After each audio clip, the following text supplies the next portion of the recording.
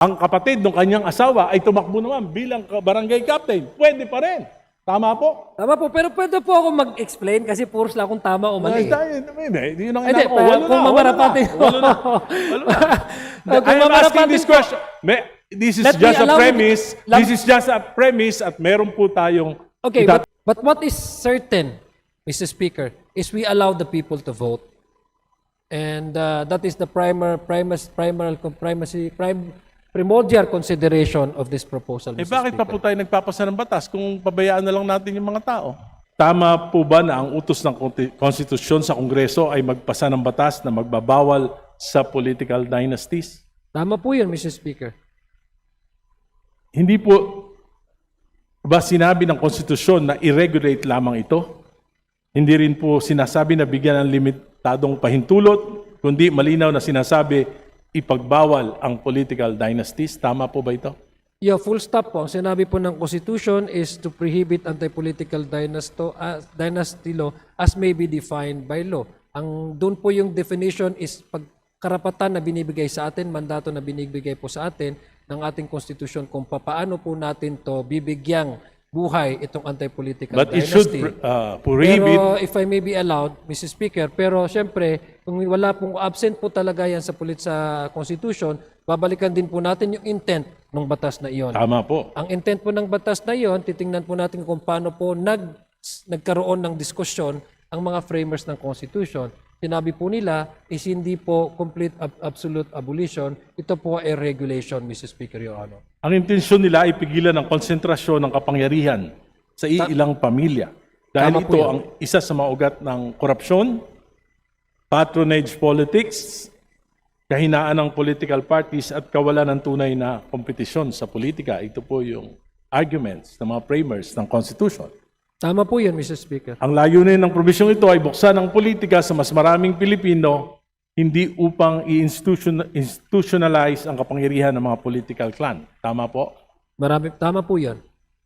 Ngayon po, Ginoong Sponsor, ayon sa bersyon ng inyong committee, pinapayagan pa rin ang mga magkakamag-anak hanggang ikalawang antas ng consanguinity o affinity na sabay-sabay humawak ng posisyon sa gobyerno basta't magkakaibang antas o posisyon. Tama po ba yun?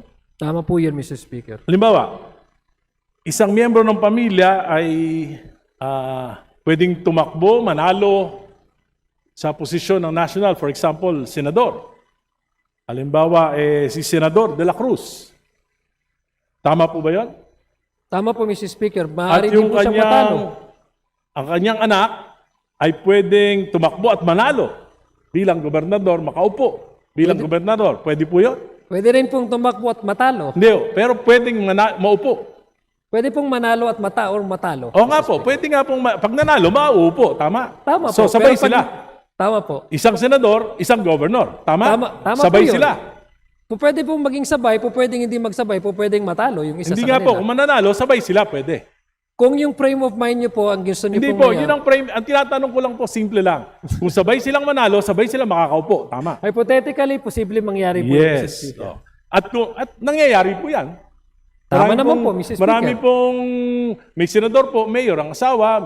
Tama po? Tama po. Ayun, tama. At yung kanyang isang anak, pwedeng maging congressman sa District 1 ng kanilang probinsya. Tama rin po yun. So, tatlo na sila. Yung isa pong, yung asawa ng kanyang anak ay pwedeng tumakbo rin sa District 2 at manalo, makakaupo rin po. Posible rin po, Mr. Speaker. Apat na. Pero let me, kung marapatin Hindi po. Ang tinatanong ko po, hypothetical to. Pwedeng apat. Okay. Di ba? O, pwedeng apat. Ngayon po, yung kanyang apo, tumakbo rin at nanalo bilang mayor nung capital town. Pwede pa rin po ba yun? Makakaupo pa rin? Napaka-active naman po ata yung pamilya. Marami yan dito sa Kongreso. Hindi po yan hypothetical, nangyayari yan sa kasalukuyan. 5, pwede sila. Pwede. Pwede rin po matalo. Oh, pwedeng manalo, makakaupo pa rin. Ayon sa proposal ng batas na yan. Pwede po maging vice mayor nung kanyang apo, yung kanyang pinsan. Kung tatakbo po yung kapatid niya na sobrang active sa isang munisipyo, dahil mas active naman po yung kapatid na isang munisipyo, bawal na po yun. Kasi hindi po pwedeng... Hindi po, sinasabi ko po, yung pinsan niya, tumakbong vice mayor niya, pwede? Pwede naman po yun. Dahil second degree lang. At yung pinsan niya sa isang kapatid ng kanyang tatay, tumakbong konsyal, pwede pa rin pong manalo. At makaupo, tama po? Tama po. So 7 na sila. At yung asawa nung kanyang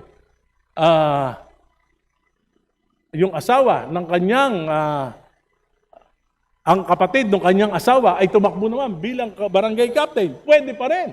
Tama po? Tama po. Pero pwede po ako mag-explain kasi puros lang kung tama o mali. Hindi, yun ang Hindi, inako. Walo kung na. mamarapati. Walo na. I am asking this question. This is Let me just a allow me- premise. This is just a premise at meron po tayong Okay, but let itatanong me pagkatapos. explain, Mr. Speaker. If my good Hindi po. friend, isa sa pinaka nirerespeto ko. Just a short, Ramadan po namin, pagbigyan mo na po ako mag-explain.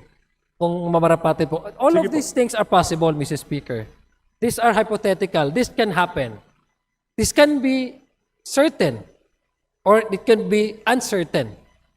But what is certain, Mr. Speaker, is we allow the people to vote. And that is the primordial consideration of this proposal, Mr. Bakit pa Speaker. po tayo nagpapasa ng batas kung pabayaan na lang natin yung mga tao? Bakit pa po kayo nagpanukala ng ganitong batas kung ang inyo palang prinsipyo ay pabayaan na lang kung sino yung iboto ng tao, siyang manalo, kahit magkakapatid, magkakamag-anak, magpipinsan, mag-asawa, mag-ama. Bakit pa kayo nag-sponsor ng bill na Dahil ito? dahil apat na pong taon. Kahit Tama di ba kayo naniniwala? Naniniwala po ako dahil ang Constitution po ang nagsasabi, Mr. Speaker. It's not even your decision, Mr. Speaker. It's not even the decision of Congressman Irice. It's not the decision of this representation. It is what the Constitution dictates. Okay, And that is what we're trying to provide, Mr. Speaker, Your Honor. Tama po. Naniniwala po ako sa sinabi nyo, pero sabi ko nga po, may certain parameters, yung mga framers ng Constitution. Dapat it will prevent the monopoly of power. Ngayon po, kung ikaw, Gobernador, yung iyong pamangkin, Vice Governor, yung iyong pinsan, Bukal, yung iyong anak, Mayor, yung isa mong pamangkin, Vice Mayor, yung isa mong pamangkin ay kapitan ng barangay. Tapos sa kabila naman, ang congressman, kapatid mo. Sa kabilang distrito naman, ay yung iyong anak. Wala po bang monopoly of power doon? Mr. Hindi Speaker, ba, yun po ang tanong ko. May monopoly ba of power doon o wala? no, because, Mr. Speaker, I'll give you the straight answer. Monopoly resides when the power to appoint resides and exercised by one person. That is monopoly. But we allow the people to vote. The primary reason is, again, the sovereignty of the people and the primacy of the right to vote under Section 1, Article 2. Kung may monopolya po, Mr. Speaker, ay kung i-appoint ito at ang magde-decide lang po ay isang tao na paupuin ang ang kapatid or anak or asawa sa isang posisyon, that is an abuse of power. That to me is a blatant abuse of power and a monopoly. The most dangerous form of monopoly. But this time we present individuals to the voters and the voters vote. That's what the Constitution So says. hindi And po that's what I'm kailangan, trying to- yung that is sinasabi what nyo po, I'm hindi trying na to kailangan provide. itong batas na ito. So in terms of what now, Mr. Speaker, based on the status quo, just for the sake of argument, Mr. Speaker, what could be described as something that is predominantly controlled by one family. But since we don't have the anti-political dynasty as of yet, there's no point for us to really say that this is dominated by one family. Maybe many offices, Mr. Speaker, are being handled and occupied by the same family. Predominantly, very active ang family nila. But domination in monopoly is also a gesture of one exercising that power to make sure that the sensitive positions are occupied by blood relations that would give him or her undue advantage over these resources. Yun lang, I'm just... Ngayon po, ang ibig Ngayon sabihin- po, pag mayroon po tayong anti-political dynasty, talagang meron na po tayong definition kung ano po yung abuse of Subalit power. yung sinasabi nyong abuse of power in appointments, ay yung sinasabi nyo, May nepotism na po tayo, Mr. Speaker. so ano magagawa ng batas na yan? Hindi ganun din, pareho lang. Ang There is a law or not, ganun pa rin. It's the same thing. Mr. Speaker, If your definition of monopoly of power is just on the appointments, eh di pareho lang, may batas o wala. no, that is exactly what I'm trying to do because monopoly really resides if one person exercises that authority to appoint a certain relative just so that they can have actual access to resources. That is monopoly, Mr. Speaker. That is very much against the law of nepotism, di ba, Mr. Speaker? But that is precisely one because that's exactly precisely the issue. In-exercise undue advantage ng isang tao. Kaya walang nepotism eh. Ito kasi eleksyon. Hindi ito isang tao. And by the way, Mr. Speaker, it's not the family that decides who run. It's the candidate actually that provides CONA. Because remember, Mr. Speaker, Your Honor, the COMELEC requires one candidate to provide the certificate of acceptance and nomination. If you don't have that, probably the tendency you will be described as a nuisance candidate. there are many No, Mr. Speaker, my point here, Mr. Speaker, is that the reason why we allow all of this because number one, the subdivision under our political system, 7160, is the autonomy of each political unit. It has a separate constituency. It has to exercise its mandate. It has an internal mechanism and regulation to run their affairs, not necessarily connected with the one or neighboring LGU.